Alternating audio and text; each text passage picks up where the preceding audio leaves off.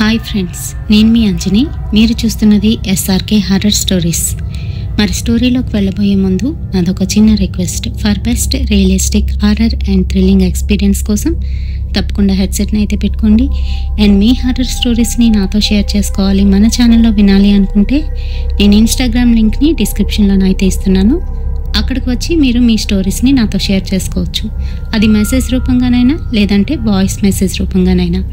మరి ఇంకెందుకు ఆలస్యం, లేట్ చేయకుండా వీడియోలోకి వెళ్ళిపోదామా?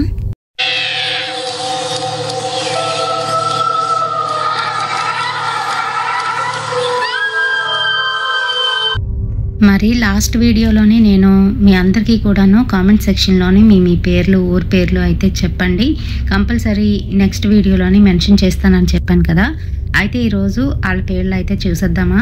మనకి ఫస్ట్గా అమ్మగారు అయితే అత్తెల నుంచి చేశారండి మెసేజ్. ఆ తర్వాత సాయిశ్రీ యాడ్ల, తను గొల్లగూడెం నుంచి చేస్తున్నారు, అల్లూరు జిల్లా అంట. అండ్ మల్లాస్ దుబాయ్ నుంచి అని చెప్పారు ఒక సిస్టరు. అలాగే వివేక్ సదాశివపేట హైదరాబాద్ అని చెప్పారు. సలీం షేక్ గారు కువైట్ నుంచి అని చెప్పారండి.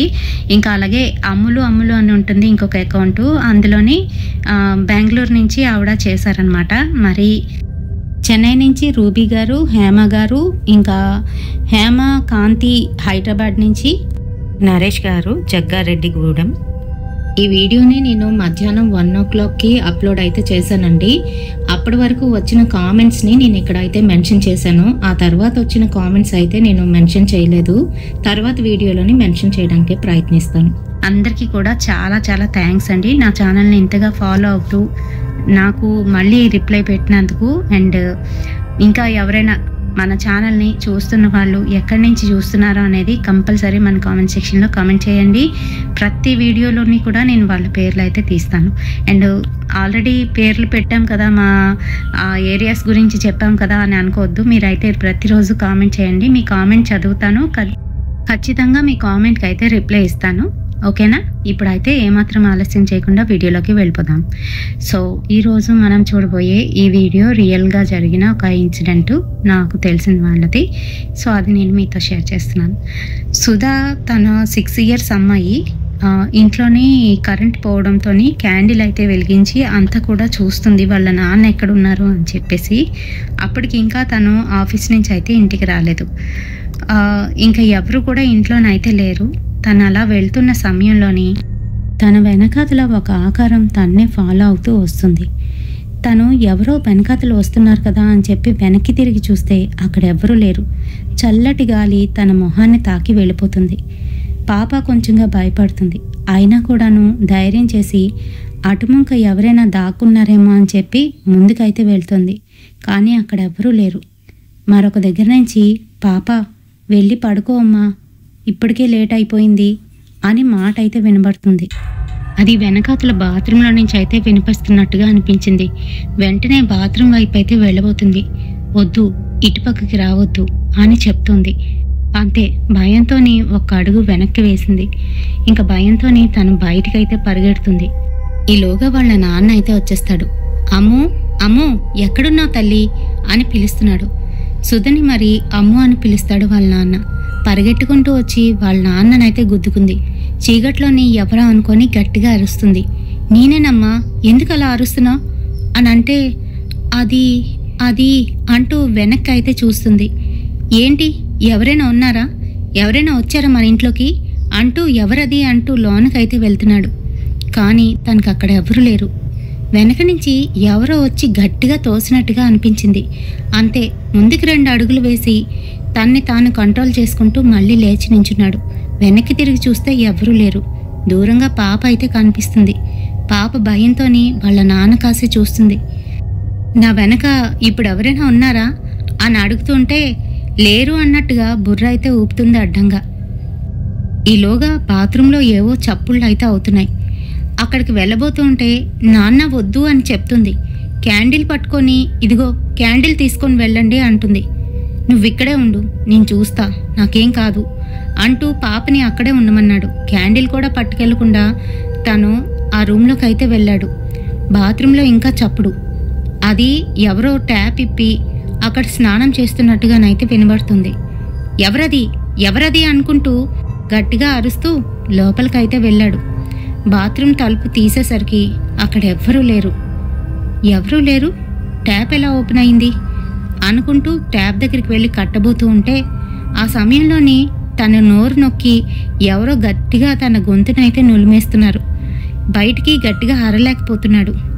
బయటనే ఉంది పాప, అయినా కూడాను తను అవేమీ గమనించలేదు. లోపలికి రావద్దన్నాడు కదా అని బయటనే నించొని ఉంది. భయంతో విలువిల్లాడిపోతున్నాడు. చనిపోతాడు అనే సమయానికి వదిలేసింది. తను ఊపిరి పీల్చుకొని ఏమవుతుంది ఇక్కడ అనుకుంటూ భయపడుతూ బయటికైతే వస్తున్నాడు. ఈలోగా కరెంట్ అయితే వచ్చేసింది. తన ఒళ్ళు పూర్తిగా తడిచిపోయింది. నాన్న, ఏమైంది మీకు? ఏంటి ఇలా తడిచిపోయారు అని అడుగుతుంది. ఏం లేదు తల్లి, ఏం లేదు. మనం త్వరగా ఈ ఇంటిని ఖాళీ చేసి వేరొక ఇంటికి వెళ్ళిపోవాలి అని అంటున్నాడు. సరే నాన్న అని అంటుంది. ఈలోగా వాళ్ళ అమ్మమ్మ దగ్గర నుంచి అయితే కాల్ వస్తుంది. తల్లి, ఎలా ఉన్నావు? నాన్న వచ్చేసారా? మీరిద్దరూ అక్కడ ఎందుకు ఉండడం? ఇక్కడికి వచ్చేయచ్చు కదా, నా దగ్గరే ఉండమ్మా, పిన్ని కూడా ఉంది కదా అని అంటుంది. నాన్నకు చెప్పండి అమ్మమ్మ అంటూ వాళ్ళ నాన్న సురేష్కి అయితే ఇచ్చింది. అత్తయ్య అనేసరికి మీకు ఎప్పుడో చెప్పాను ఇక్కడికి రమ్మని, అక్కడే ఎందుకు ఉండడం? నా కూతురు కూడా లేదు కదా, దాన్నైనా నేను కనీసం జాగ్రత్తగా చూసుకుంటాను. నీ చేతుల్లో పెడితే నా కూతురులాగే దాన్ని ఏం చేస్తావో అని నాకు భయం వేస్తుంది. ఇంటికి వచ్చేయండి, అక్కడ వద్దు అని కటువుగానైతే మాట్లాడుతుంది. అదే అత్తయ్య, ఇదిగో వచ్చేస్తాం, నాకు అక్కడ ఏవైనా ఉద్యోగం చూసుకోవాలి కదా అని అంటున్నాడు. నువ్వు వెలగబెట్టే ఉద్యోగానికి ఏమీ అవసరం లేదు. ముందు నా మనవరాలను తీసుకొచ్చి నా దగ్గర అప్పగించు, ఆ తర్వాత నువ్వు ఎలా పోయినా నాకు అనవసరం అంటూ ఫోన్ అయితే పెట్టేసింది. అయితే మరి సుధా వాళ్ళ అమ్మ గాయత్రి చనిపోయి 3 నెలలు అయితే అవుతుంది అప్పటికి. మరి తన బలవంతంగా ట్రైన్ కింద పడి చనిపోయింది. అది కూడాను తన భర్త సురేష్ వల్లే. అసలు ఎందుకయింది, ఏమైంది అనేది తర్వాత తెలుస్తుంది. మరోపక్క రైల్వే స్టేషన్లోని అది రాత్రి 1 గంట అయితే అవుతుంది. ట్రైన్ వచ్చి ఆగింది. ఆ స్టేషన్లోని జనరల్గా ఏ ట్రైన్లు ఆగవు, 1-2 తప్ప. అది కూడాను రాత్రిపూట ఆగే ట్రైన్లు చాలా తక్కువ, అందులో ఇదొకటి. మరి ఆ స్టేషన్లో కూడా జనాభా అంతగా ఉండరు, ప్యాసింజర్స్ కూడా ఎవరూ ఉండరు. కానీ అక్కడ ట్రైన్ వచ్చి ఒక 5 నిమిషాలు ఆగి వెళ్ళిపోతుంది. ఆ సమయంలోని నీరజ్ ట్రైన్లో నుంచి కిందకు దిగాడు. మరి నీరజ్ వాళ్ళ నాన్నగారికి అస్సలు బాగలేదు, సీరియస్గా ఉంది అని చెప్పడంతో తను అప్పటికప్పుడు బయలుదేరి బెంగళూరు నుంచి ఆ ఊరికైతే వచ్చాడు. అదొక పచ్చి పల్లెటూరు.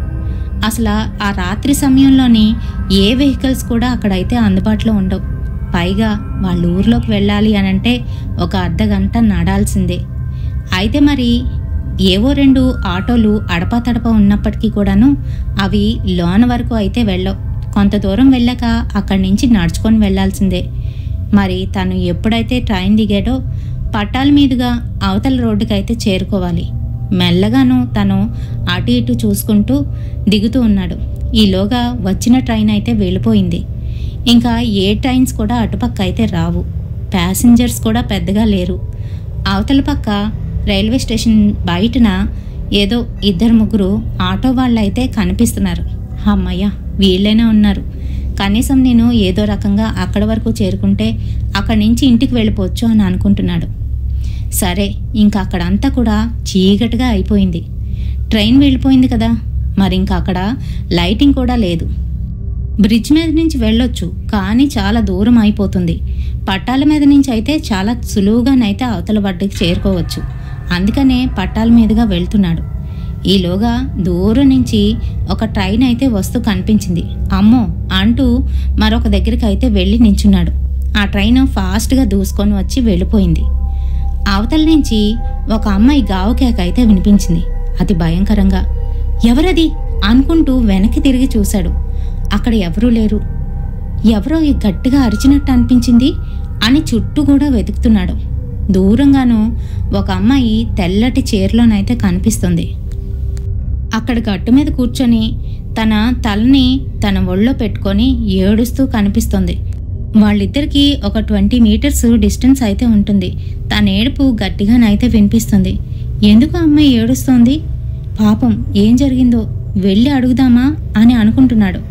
మళ్ళీ ఓ పక్క మనసేం చెప్తుందని అంటే, మన పని ఏదో మనం చూసుకుంటే సరిపోతుంది కదా, నేను దేని గురించి వచ్చాను, ఆ అమ్మాయి గురించి ఆలోచిస్తున్నానేంటి అని అనుకుంటున్నాడు. కానీ మళ్ళీ ఓ పక్క నుంచి పాపం ఏడుస్తుంది, వెళ్ళి అడిగితే ఏం పోయిందిలే అనుకుంటూ దగ్గరకైతే వెళ్తున్నాడు. తను ఎంత దగ్గరికి వెళ్తున్నా కూడా ఇంకా అంత దూరంలోనైతే కనిపిస్తుంది.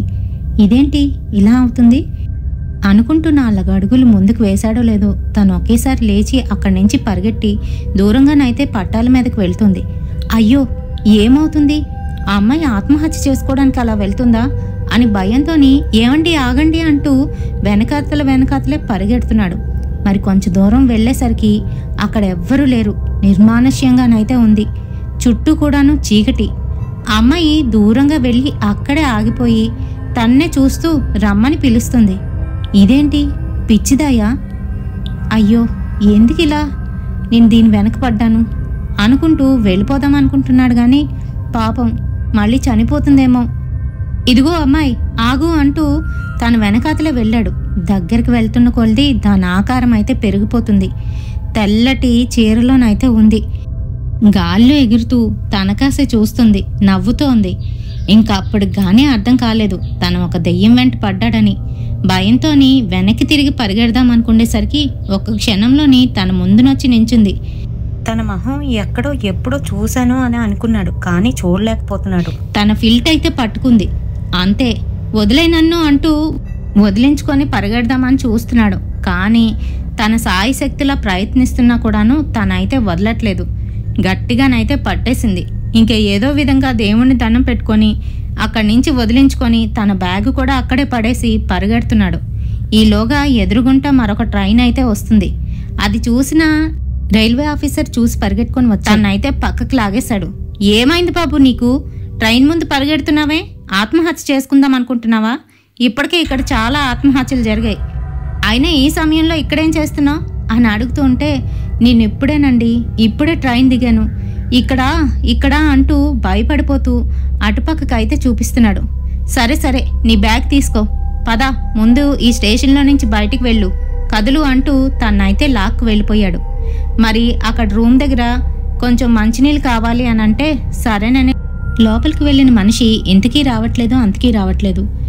ఏమైంది, ఇతను ఎక్కడున్నాడు, దాహం వేస్తుంది అని చుట్టూ అంతా చూస్తే చాలా చీకటిగా ఉంది.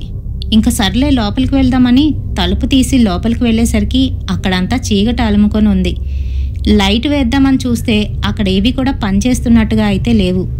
ఏమండి నాకు మంచినీళ్ళు తెస్తానని వెళ్ళారు, ఎక్కడున్నారు అని చుట్టూ అంతా చూస్తున్నాడు. అక్కడెవ్వరూ లేరు, ఖాళీగానైతే ఉంది.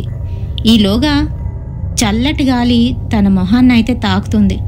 భయంతోని బయటకైతే వచ్చేశాడు.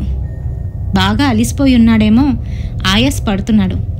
సరే ఇంకా స్టేషన్లోని వాటర్ ఉంటుంది కదా, అదైనా తాగుదామని చూస్తే అక్కడ కూడాను చుక్క నీరు లేదు. ఇంకా బయటికి వెళ్దామని మెల్లగానైతే బయటికి వచ్చాడు. నీరజ్ అలా బయటికి రావడంతోనే అక్కడున్న ఆటో డ్రైవర్లు భయపడిపోతున్నారు.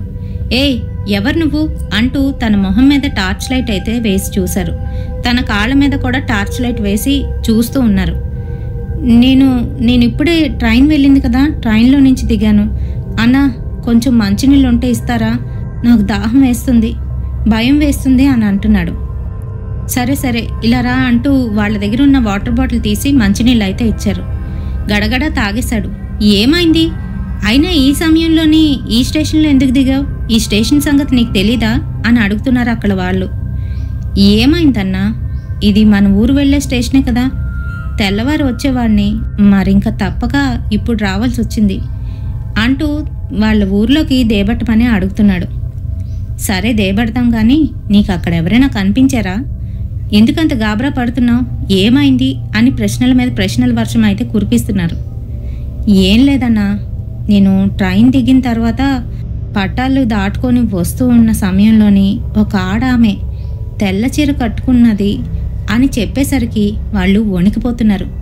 కనిపించిందా, ఆ అమ్మాయి నీకు కూడా కనిపించిందా, చాలా భయపెట్టేస్తుంది తమ్ముడు, అందరినీ భయపెట్టేస్తుంది. అని చెప్తూ ఉంటే అప్పుడే తను ఇలా అంటున్నాడు, ఆ సమయంలోని దేవుళ్లాగా ఆ రైల్వే ఆఫీసర్ ఎవరో వచ్చి నన్ను వెనక్కి లాక్కొచ్చారు. అతని తర్వాత కనిపించలేదు. నాకు వాటర్ ఇస్తానని చెప్పి రూమ్లోకి అయితే వెళ్ళాడు. అటుపక్క నుంచి దారేమైనా ఉందా? ఆ తర్వాత రూమ్లోకి వెళ్ళాను కానీ అక్కడ ఎవ్వరూ లేరు. భయం వేసి వచ్చేసానన్నా అని అంటున్నాడు. ఏంటి, అతను కూడా కనిపించాడా? అతను ఈ అమ్మాయి కన్నా ముందే చనిపోయాడు. పాపం ఎవరో చిన్నపిల్ల ట్రైన్ పట్టాల మీద ఉండిపోతే ఆ అమ్మాయిని సేవ్ చేద్దామని వెళ్ళి అతను చనిపోయాడు. అప్పటి నుంచి అతను కూడా అక్కడే తిరుగుతూ ఉంటాడు. ఈ అమ్మాయి మాయలో పడి ఎవరైనా అటుపక్క వెళ్ళిపోతూ ఉంటే వాళ్ళని సేవ్ చేస్తూ ఉంటాడు అని వాళ్ళు చెప్పేసరికి వణికిపోతున్నాడు. నీరజు భయంతోని, అన్నా త్వరగా పదండన్నా, ఇక్కడి నుంచి మా ఊరు వెళ్ళిపోదాం అని అంటున్నాడు. సరే సరే కంగారు పడకు అంటూ ఒక డ్రైవరు తన ఆటోని తీయబోతుంటే, ఒరే నువ్వు వెళ్ళిపోతే నేను ఒక్కడినే ఇక్కడేం చేస్తాన్రా, పద నేను వచ్చేస్తా అంటూ ఇద్దరూ అయితే బయలుదేరారు. మరి ఆటో ఎక్కి కూర్చున్న నీరజు కొంచెంగా ఊపిరి పీల్చుకున్నాడు. అది స్టేషన్లో నుంచి బయటకు వచ్చే దారిలోని ఒక రైల్వే గేట్ అయితే పడుతుంది. ఆ గేట్ దగ్గరికి అయితే వెళ్ళిపోయారు. కరెక్ట్గాను వీళ్ళు పట్టాల మీద ఉండేసరికి గేట్ అయితే పడిపోయింది. అటుపక్క వెళ్ళడానికైతే మరి గేట్ ఓపెన్లో లేదు. ఎలా అని భయపడిపోతున్నాడు నీరజ్. అంతే, వాళ్ళు తన కాసి చూసి అలానే మాయమైపోయారు. నీరజ్ ఒక్కడే ఆటోలోనైతే ఉండిపోయాడు. బయటికి రాలేకపోతున్నాడు. గట్టిగా అరుస్తున్నాడు.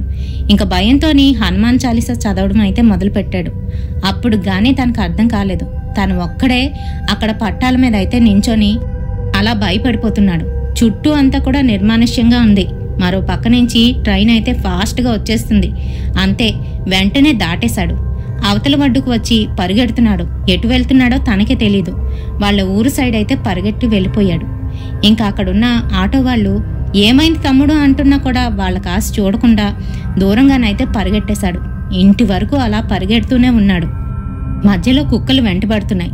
అయినా కూడా పట్టించుకోకుండా తనైతే అలానే పరిగెడుతూ ఇంటికి వచ్చి తలుపులైతే బాధేస్తున్నాడు. ఇంకా వేరంగా వాళ్ళ అమ్మ వెళ్ళి తలుపులు తీసింది. నీరజ్ని ఆ సిచ్యువేషన్లో చూసి, ఏమైంది నీరజ్, ఈ సమయంలో ఎలా వచ్చావు, దేని మీద వచ్చావు అంటూ భయపడిపోతుంది. నన్ను లోనికి రానిస్తావా అంటూ ఆయాసపడుతూ చెప్తున్నాడు. సరే సరే ముందు కాలు కడుక్కొనిరా అంటూ పెరటి వైపు అయితే వెళ్ళమంది.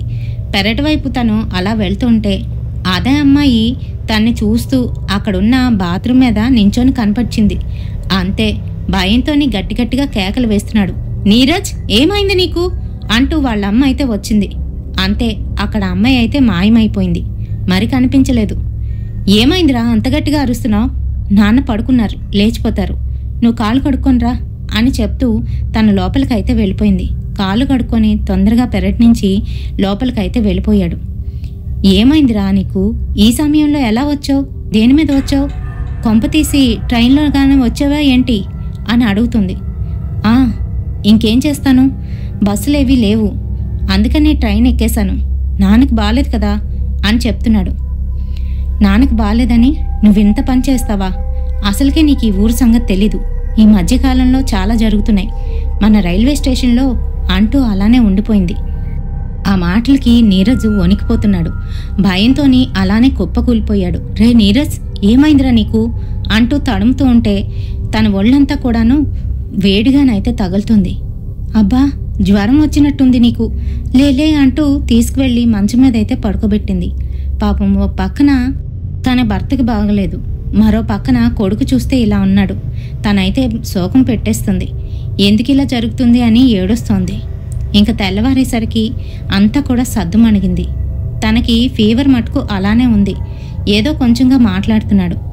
అక్కడున్న వాళ్ళందరికీ చెప్తేను, రాత్రి సమయంలో వచ్చాడుగా, పైగా ఆ రైల్వే స్టేషన్ నుంచి వచ్చాడు అంటున్నావు, ముందు అతనికి చూపించు అంటూ ఆ ఊరి భూత వైద్యుడిని అయితే పిలిపించారు. అతను వచ్చి ఏవో పరిహారాలు చేసి వెళ్ళిన తర్వాత కొంచెంగా సద్దుమణిగింది. వాళ్ళ నాన్న కూడా పక్కన వచ్చి కూర్చున్నాడు. ఏరా నా కోసం అంతలా పరిగెట్టి వచ్చేయాలా? ఏం పర్వాలేదు, నేను బాగానే ఉన్నాను అని చెప్తున్నాడు.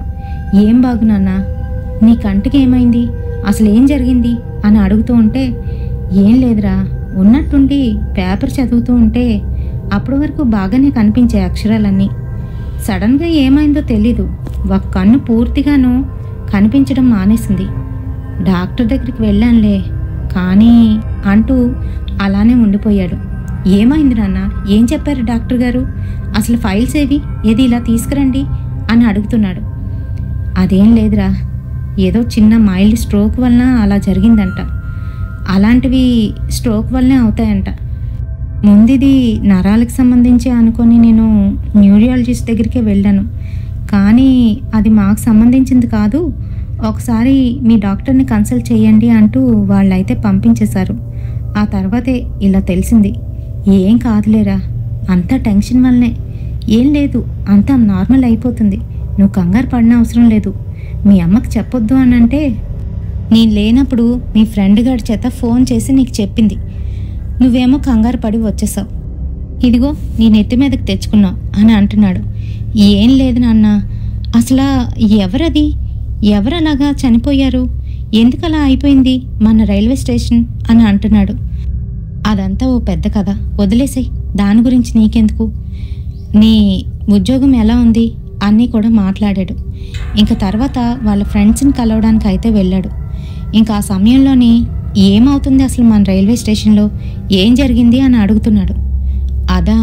అదేం లేదురా, ముందేమో అక్కడ ఆ రైల్వే ఆఫీసరు ఒక అమ్మాయిని కాపాడబోయి అని చెప్తుంటే అది నాకు ఆటో వాళ్ళు చెప్పారు అని అన్నాడు.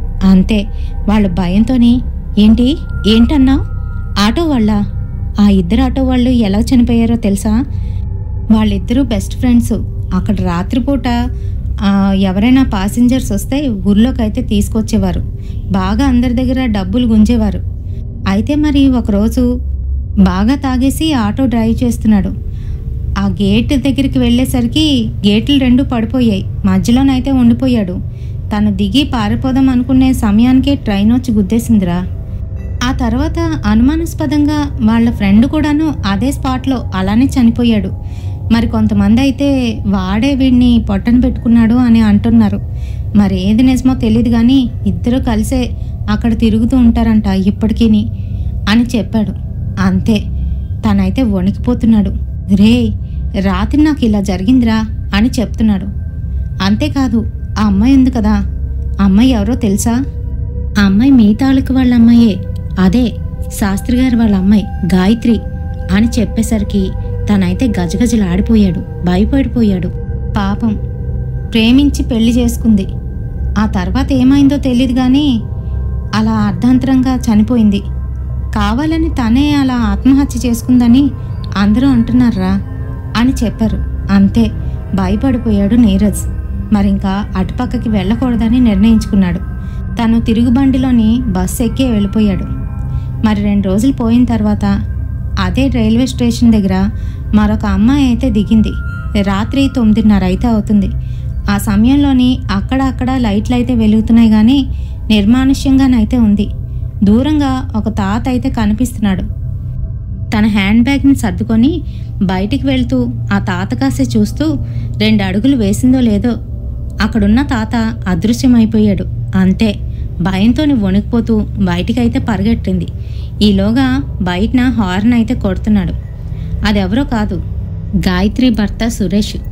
తన కాస్త చూస్తూ నవ్వుతూ హార్న్ కొడుతూ రమ్మని పిలుస్తున్నాడు. పరిగెట్టుకుంటూ తన దగ్గరకైతే వచ్చేసింది. బావా, నువ్వు రాకపోతే అంతే సంగతులు, వాడెవడో అక్కడ నా కళ్ళ ముందే అని చెప్పేసరికి అదంతా తర్వాత, ముందు బండెక్కు అని చెప్తున్నాడు. సరేనంటూ తనైతే బండెక్కేసింది. తిన్నంగా ఇంటికైతే తీసుకువెళ్ళిపోయాడు. అసలు ఏంటి బావా, నువ్వు నన్ను పెళ్లి చేసుకుంటావా అని అడుగుతుంది. అందుకే కదా ఈ తిప్పలన్నీ పడ్డాను. సర్లే, మన ఇద్దరి పెళ్ళి అప్పుడే కాదు, కొంతకాలం ఆగాలి. మా అత్త నా మీద విరుచుకు పడుతుంది. ఇప్పటికే వాళ్ళ అమ్మాయి నా వల్లే చనిపోయిందని బాగా ఇబ్బంది పెట్టేస్తుంది.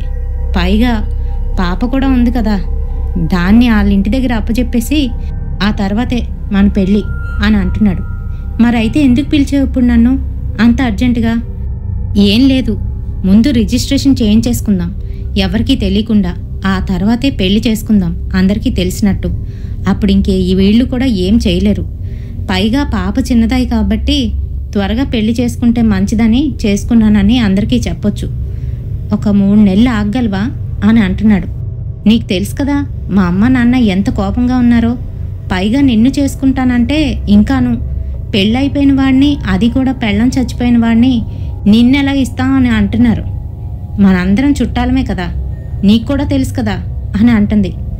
అవుననుకో, కానీ నీకు ఇష్టమని చెప్పలేకపోయావా? అవును మరి. అలా గనక నేను చెప్తే తీగలాగితే డొంక మొత్తం కదిలిందని మొత్తం మన ఇద్దరి విషయాలు బయటపడిపోతాయి. ఊరుకో నువ్వు, నేను ఎలా చెప్తే అలా చెయ్యి. సరే, ముందు 3 నెలల వరకు నేను ఏదో ఒక రకంగా ఇంట్లో ఆపిస్తాను. కానీ 3 నెలల తర్వాత నేను ఆగేదే లేదు. నువ్వు ఖచ్చితంగా అందరి సమక్షంలో నన్ను పెళ్లి చేసుకోవాల్సిందే. ఎప్పుడు రిజిస్ట్రేషను? రేపు తెల్లవారే పెట్టుకున్నాను. అందుకనే రమ్మని పిలిచాను. ఇంట్లో వాళ్ళకి ఏం చెప్పావు అని అడుగుతున్నాడు. నా వర్క్ పని మీద హైదరాబాద్ వెళ్తున్నాను, అక్కడ హాస్టల్లో ఉంటాను, మీరెవరూ రాకండి, కొన్ని రోజులు నన్ను డిస్టర్బ్ చేయకండి అని చెప్పాను అని అంటుంది. మరి ఈ అమ్మాయి ఎవరో కాదు, సురేష్ వాళ్ళ మరదలు. వీళ్ళిద్దరూ కూడాను ఎప్పటి నుంచో ప్రేమించుకుంటున్నారు. అలాగే తన భార్యని కూడా ప్రేమించే పెళ్లి చేసుకున్నాడు. అదొక పెద్ద స్టోరీ, ముందు ముందు మీకే తెలుస్తుందిలేండి. అయితే మరి రజనీని ఇంటికైతే తీసుకువెళ్ళాడు. పిన్ని అనుకుంటూ సుధ అయితే వచ్చింది. ఎలా ఉన్నావు తల్లి అంటూ సుధనైతే ఎత్తుకుంది. సరే గాని స్కూల్కి వెళ్తున్నావా? మీ నాన్న స్కూల్కి పంపిస్తున్నాడు నిన్ను అని అడుగుతుంది. పంపిస్తున్నాడు అని చెప్తుంది. మీ అమ్మమ్మ వాళ్ళ ఇంటికి వెళ్ళిపోతావా మరి? అక్కడ అమ్మమ్మ బాగా చూసుకుంటుంది కదా నిన్ను అని అడుగుతుంది. అవును పిన్ని, అమ్మమ్మ బాగా చూసుకుంటుంది. సరే, నువ్వెందుకు వచ్చావు అని అడిగింది. అదా, మీ నాన్నే అడుగు, చెప్తాడు అంటూ వాళ్ళ నాన్నకాస అయితే చూస్తుంది. నాన్న, పిన్నెందుకు వచ్చింది మన ఇంటికి అని అడుగుతుంది. మీ పిన్నికి పని లేదమ్మా, ఊరికినే వచ్చింది సరదాగా. ఇగో రేపు వెళ్ళిపోతుందిలే. ఇటుపక్కే ఏదో పని మీదంట వచ్చింది అంతే. నువ్వు ఎవరికీ చెప్పకు, మీ అమ్మమ్మ వాళ్ళకి చెప్పకే అని అంటున్నాడు. ఎందుకు నాన్న అని అడుగుతుంది.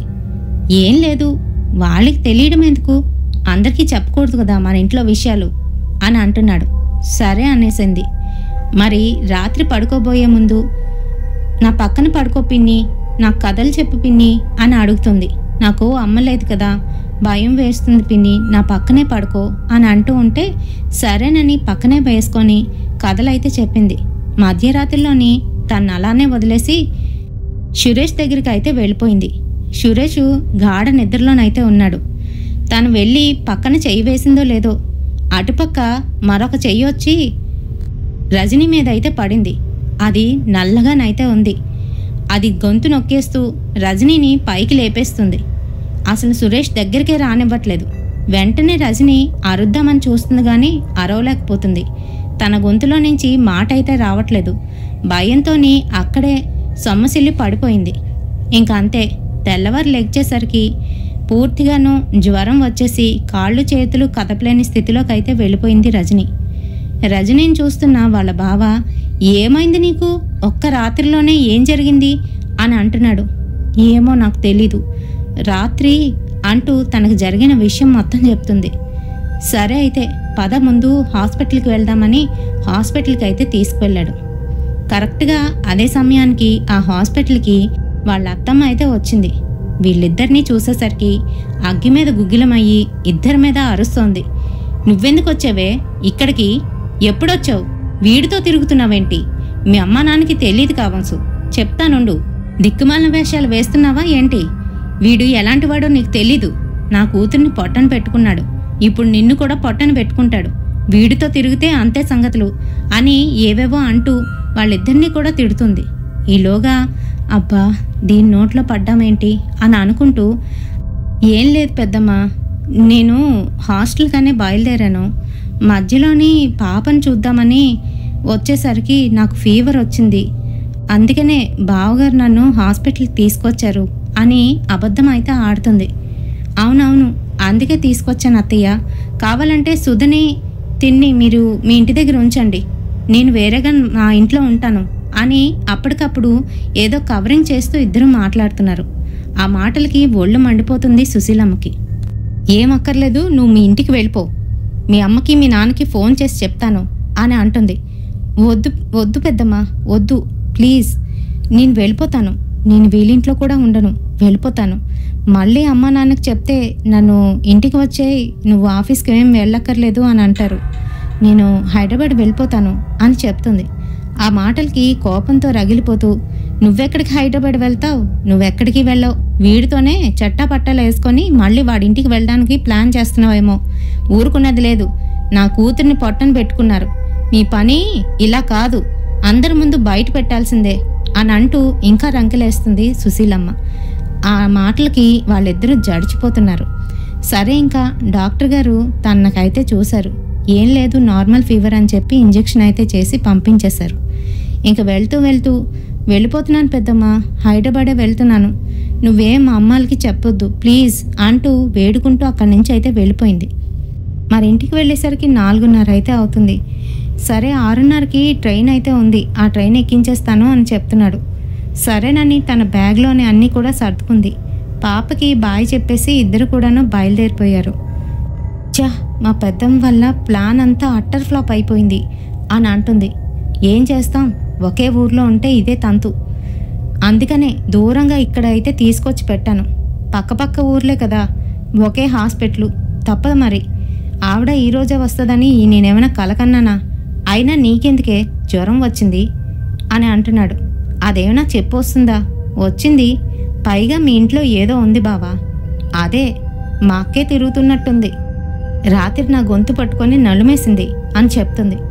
ఊరుకో, అలాంటి మాట్లాడుకు, చనిపోయిన వాళ్ళ మీద అలాంటి మాటలేంటి. సరే నువ్వు జాగ్రత్త, నేనది పోస్ట్పోన్ చేయించానులే, వచ్చే వారం మళ్ళీ నువ్వు రాగలిగితే ఇదే సమయానికి, సరేనా అని చెప్తున్నాడు. సరేలే అంటూ తను అలా నిట్టూరుస్తూ స్టేషన్లోకి అయితే వెళ్ళిపోయింది. తనకి సెండ్ ఆఫ్ ఇచ్చి తిను కూడా రిటర్న్ అయితే ఇంటికి వచ్చేశాడు. ఇంటికి వచ్చాడు కానీ ఇల్లంతా నిశ్శబ్దంగానైతే ఉంది. పాప ఒక్కరిదాయే తన రూమ్లోని ఒక బొమ్మను పట్టుకొని దానికి చీర అయితే కట్టింది. అది ఎలా ఉంది అని అంటే తన మరదలు రజనీలాగా అయితే కనబడుతుంది. ఆ బొమ్మకి జుత్తు మొత్తం పీకేస్తుంది, కనుగుడ్లు లోపలికైతే తోసేసింది, ముక్కుని సగం కోసేసింది. ఇంకా తన మొహం మీద అంతా కూడాను వేడిగాను అగరబత్తి పుల్లను వెలిగించి కన్నాలైతే పెట్టేస్తుంది. అది చూస్తున్న సురేష్ షాక్ అయిపోయాడు, భయపడిపోతున్నాడు. ఏంటి, నువ్వు చిన్నపిల్లవేనా, ఇంత క్రూరంగా నా చేస్తావు బొమ్మని అంటూ తన చేతిలో నుంచి లాక్కున్నాడు. అంతే, కోపంగా ఎర్రటి కళ్ళతోని తన్న అయితే చూసింది. అక్కడున్నది తన పాప కాదు, తన భార్య గాయత్రి. పాప శరీరంలో గాయత్రి ఉంది. కోపంగా చూస్తూ ఊగిపోతుంది. ఏరా, నన్ను అనుమానించి నా క్యారెక్టర్ తప్పు అని అందరికీ నిరూపించి నేను చనిపోయేటట్టు, నేనే ఆత్మహత్య చేసుకొని చనిపోయేటట్టు చేసి ఇప్పుడు నువ్వు దీంతో సరదాగా పెళ్లి చేసుకుందాం అనుకుంటున్నావా? నేను ఊరుకోను అంటూ తన మీదకైతే ఉరికింది. గట్టిగా రక్కేస్తుంది, ఒళ్ళంతా కూడా ఘాట్లు పెట్టేస్తుంది, నోటితోని కరిచేస్తుంది.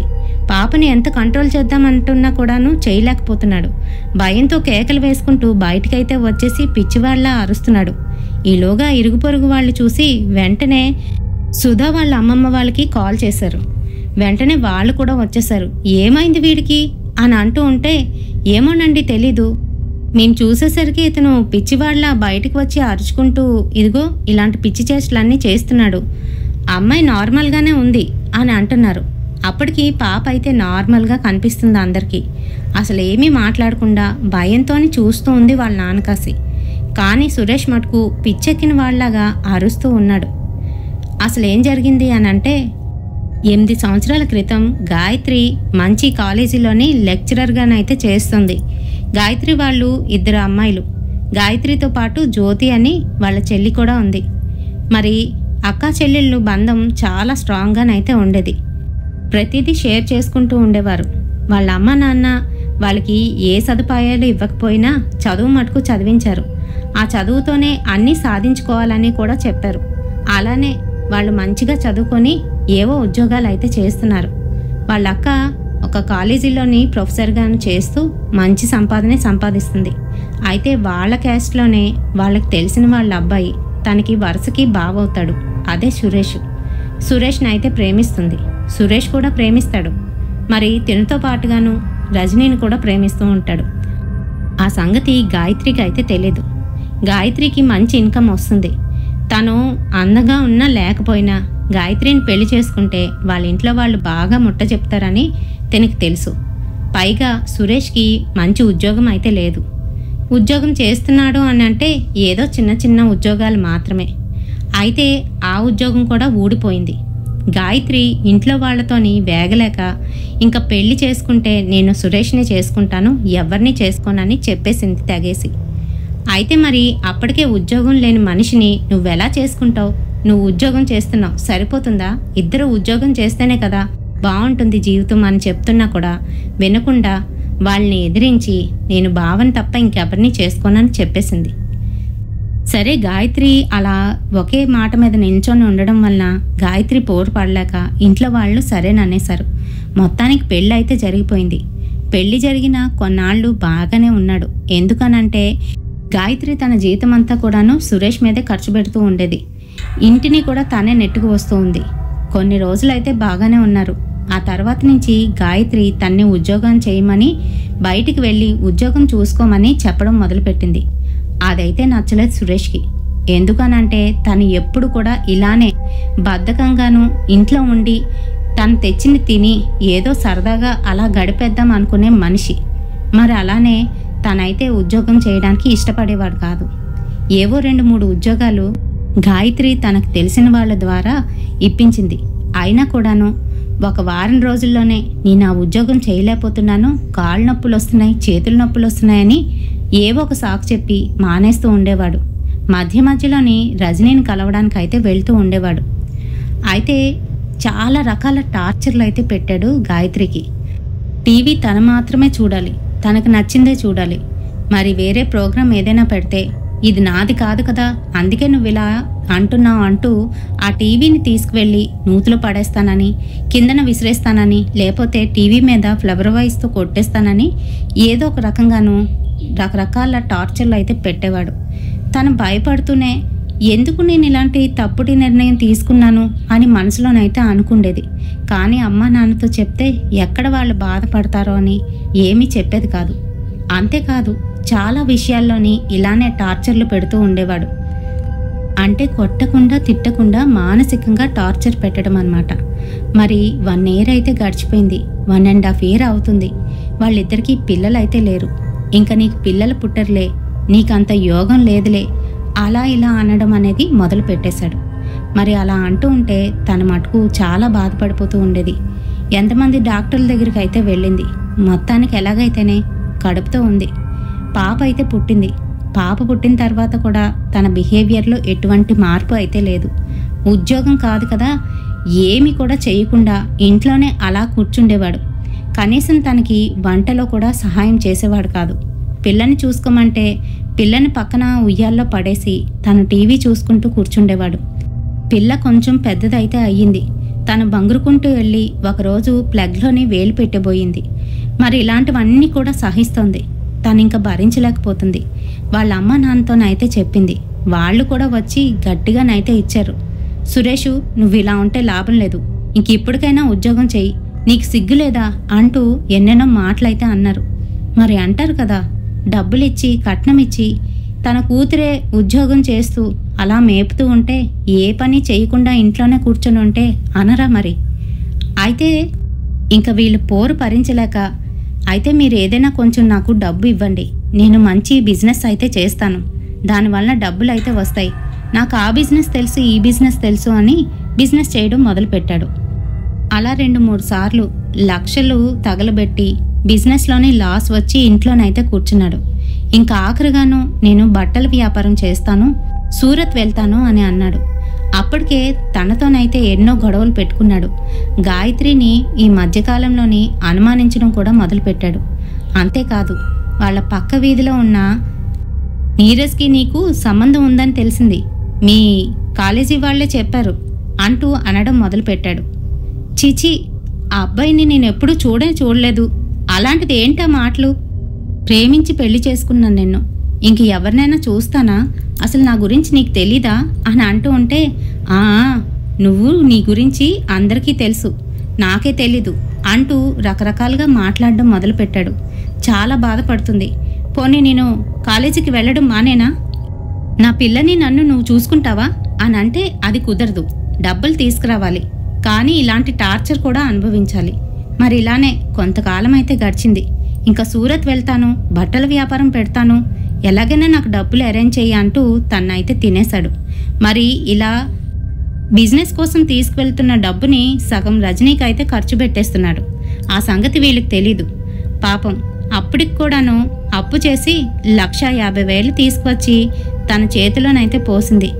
మరి సూరత్ వెళ్ళి అక్కడ హోల్సేల్లో బట్టలు కొని ఇక్కడికి తెచ్చి అమ్ముదామని ప్లాను. మరి సూరత్ వెళ్ళిన మనిషి ఇంతకీ ఫోన్ చేయడు, అంతకీ ఫోన్ చేయడు. వారం అయితే గడిచిపోయింది. ఫోన్ చేసి విసిగిపోతుంది. ఓ పక్క గాయత్రి భయపడిపోతుంది, ఎంతగానో నలిగిపోతుంది. ఈలోగా ఫోన్ అయితే వచ్చింది ఒకరోజు రాత్రి. గాయత్రి, నేను చనిపోతాను, నేను బ్రతకూడదు, చనిపోతాను అని మాట్లాడుతున్నాడు. ఏమైంది సురేష్, ఏమైంది అని అంటుంది. ఆ మాటలకి ఏం లేదు, నేను సూరత్కి వచ్చిన రోజే నా డబ్బులు ఎవరో కొట్టేశారు గాయత్రి, నా దగ్గర పైసా లేదు, నేను అక్కడికి ఎలా రావాలో నాకు తెలీదు, నేను ఇక్కడే ఉండి చనిపోతాను గాయత్రి, వద్దు, నువ్వు ఆ నీరజ్నే చేసుకో, నీకు కరెక్ట్ కాదు, నేను చనిపోతాను అని మాట్లాడుతున్నాడు. ఆ మాటలకి గాయత్రికి పిచ్చెక్కిపోతుంది. అసలు ఏం మాట్లాడుతున్నావు సురేష్, స్పృహలోకి రా, ఏం కాదు, పోతే పోయే, ఏదో రకంగా వాళ్ళకి నేను రీపే చేస్తాను, నువ్వేం కంగారు పడకు, నువ్వెక్కడున్నావో చెప్పు, నేను డబ్బులు పంపిస్తాను, అక్కడి నుంచి వచ్చేయి అని చెప్తుంది. అయినా కూడా వినకుండా, నేను రేపు రాత్రే చనిపోబోతున్నాను, నీకు చెప్పాలి కదా, అందుకే చెప్తున్నాను, నన్ను మర్చిపో, ఇంకా నీరజ్ని పెళ్లి చేసుకో, నువ్వు సుఖంగా ఉండు, మన పాపను జాగ్రత్తగా చూసుకో అని చెప్తున్నాడు. ఆ మాటలకి పిచ్చెక్కిపోతుంది గాయత్రి. నువ్వు చనిపోతే నేను చనిపోతాను, నీకన్నా ముందే చనిపోతాను నేను అని మాట్లాడుతుంది. అక్కడి నుంచి వచ్చేయి, ఎలాగైనా వచ్చేయి, ఏం కాదు, నేనున్నానుగా అని చెప్తుంది. అయినా కూడా వినిపించుకోవట్లేదు. ఇంక ఉంటాను అని చెప్పి అంతిమ వీడ్కోలు అని చెప్పి ఫోన్ అయితే కట్ చేసేసాడు. అంతే, గాయత్రి పిచ్చిదానిలాగా ఏడుస్తూ కూర్చుంది. ఆ రోజు రాత్రంతా ఏడ్చింది. మర్నాడు తెల్లవారే ఎక్కడికి వెళ్ళాలి, ఎక్కడ దొరుకుతాడు అని అంతా కూడాను ఎంక్వైరీ చేస్తుంది. వాళ్ళ అమ్మ నాన్నతో చెప్పి తను కూడా పూణే వెళ్ళడానికి ప్రయత్నిస్తుంది. వాళ్ళ అమ్మ నాన్న మటుకు వద్దమ్మా, కంగారు పడకు, వాడెక్కడికి వెళ్ళడు, ఏమీ చనిపోడు, వచ్చేస్తాడులే, కంగారు పడకు అని ధైర్యాన్ని ఇస్తున్నా కూడాను తన మటుకు వినిపించుకోలేదు. ఆ రోజు రాత్రి తన చెల్లి పక్కనే పడుకొని ఉంది. వాళ్ళ అమ్మ నాన్న బెడ్రూమ్లోనైతే పడుకొని ఉన్నారు.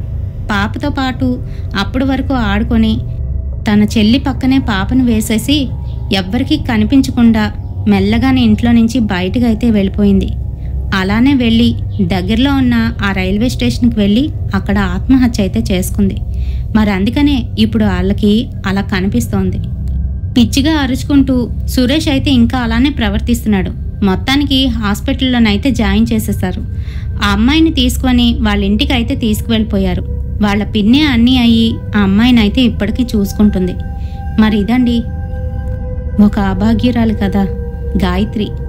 మరి ఇలాంటివి చాలానే జరుగుతున్నాయి. తన ఆత్మకి శాంతి కలగాలని మనమందరం అయితే కోరుకుందాము. రేపటి సరికొత్త హర్రర్ ఇన్సిడెంట్తోని మళ్ళీ మీ ముందుకైతే వచ్చేస్తాను. Until then bye.